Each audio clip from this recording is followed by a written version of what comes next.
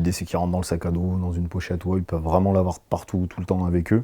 L'action de le casser vient le mettre en route. Et après, une fois qu'on l'a cassé, on va venir coller sur la victime. Et après, c'est un défibrillateur qui est entièrement automatique. Donc du coup, il va analyser tout seul, dire qu'il va délivrer le choc et après guider pour la réanimation cardio-pulmonaire.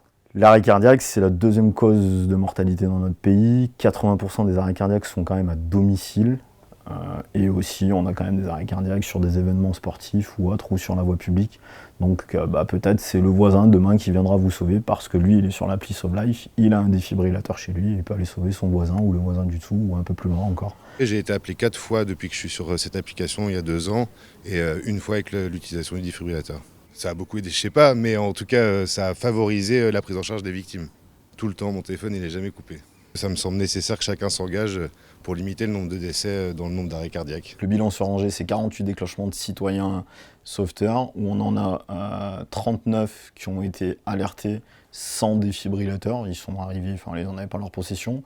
Ils ont quand même récupéré 5 défibrillateurs en grand public, et avec 11 personnes arrivées vivantes au CHU. Et après, on a eu 9 déclenchements de personnes de Sauve Life avec des défibrillateurs. Donc 6 défibrillateurs posés et 2 personnes vivantes arrivées au CHU.